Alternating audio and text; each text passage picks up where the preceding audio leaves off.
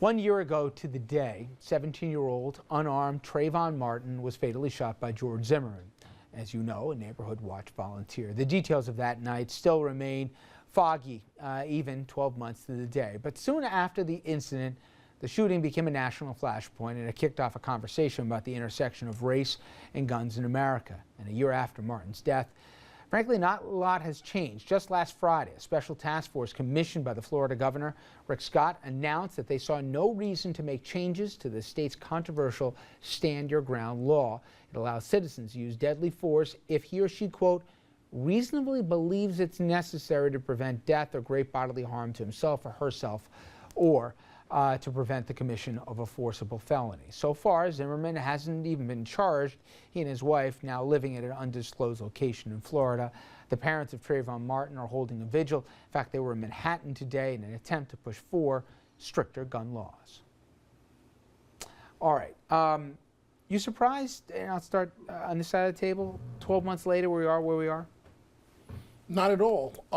It's not going to stay at a fever pitch as it was days after Trayvon Martin was shot and killed. Things are going to go back to normal, but you better believe it's going to go right back to where it was, because you have progressives and African Americans throughout the entire country that feel that this was an awful injustice. Mr. Zimmerman claims that it was self-defense, but if the 911 operator tells you we don't need your help, it's going to be very hard for him to walk away from this thing. This kid, at the end of the day, left the store with Skittles and an iced tea. And he's going dead. to his own home. And he's going to his father's home, and his crime, if you will, was that he had a hoodie on.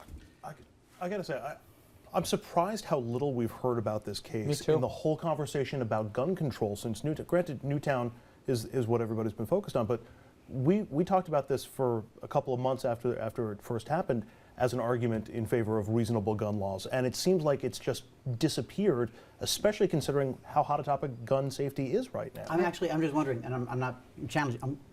Is there a question as to the legality of Zimmerman's gun? I mean, was that licensed? And I'm not being funny. No, but it's the specific Stand Your Ground law that gives him the right. Right, I get that, but I'm saying, but in terms of gun control and who can own, I don't know, it might be kind of a push. Gun laws are gun laws. The question is, should those laws exist that allow him to have a gun license? Right.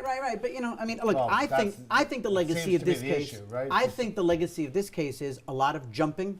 I came out and I got a lot of hell from conservatives because I thought it was quite obvious that the reason that this kid was shot was because he was African American, and this guy, and I got people slammed on me. And then as I'm watching the footage, now all of a sudden I had some egg on my face because I was absolutely dead set with a lot of people. And then I see the blood and I see the gashes.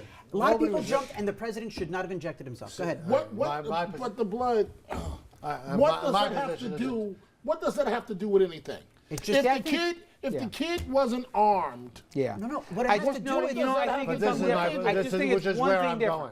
Which is, you get into the motives. You go. Nobody was there that night, but having the guns in society, a guy like Zimmerman walking around, whether the gun is legal or not, maybe it shouldn't be legal, is my point. Okay. I'm not, and I've said this on the show before. And I just think it's a simpler question. Our forefathers, the five of us, right? Right. If we had a kid that was 18, right, that walked down to the corner store, he got a Skittles and a soda, and he's walking home. Right. Richard, let's keep in mind. And that's what I wrote in my opinion. This is a real situation for me. As a black man, I have to think about this every single day when my son goes out. I'm trying to even say something different, which is, and it is about race and stuff. Yes, if it was my son that this happened to, a year later, this guy still hadn't sitting in a jail cell for what he did, I think we'd be having a different conversation. And I know I'm segueing into a different topic, but I think a year later, it's amazing when somebody said, stand down, don't do anything. Right, I agree. The kid's dead, and the 100 yards from his doorstep. It flamed out so fast because it got so hot, so heavy. I have a feeling it's going to. Did not prevail. I have a feeling when the case starts up again, we will reignite it. All right, now we go to another solemn anniversary.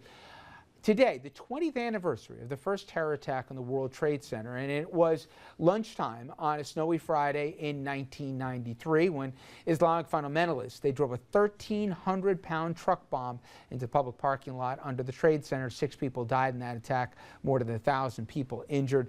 And earlier today, a commemorative ceremony was held at the 9/11 memorial, which honors the more than 2,700 people who died on the Second World Trade Center attack, of course, on September 11th. At the time of the '93 attack, David Dinkins was mayor, Ray Kelly in his first stint as police commissioner. We never thought anything like that would happen, obviously.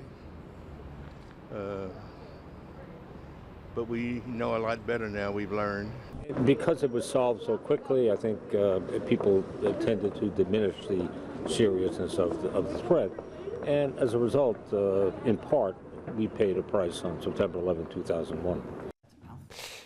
You remember where you were back when this happened in '93? I don't.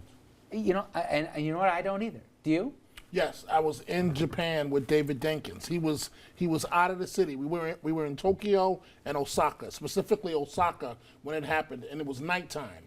And the police commander that's assigned to protect the mayor, they were scrambling. We didn't know what was going on back in New York, except for there was some type of bombing or an incident. And within hours, they got together a satellite crew, and David Dinkins addressed the city of New York from Japan when it happened. And many people said the naivete ended that day because people all of a sudden had encountered the idea of domestic terrorism on us all. We'll be right back, everyone. Stay with us.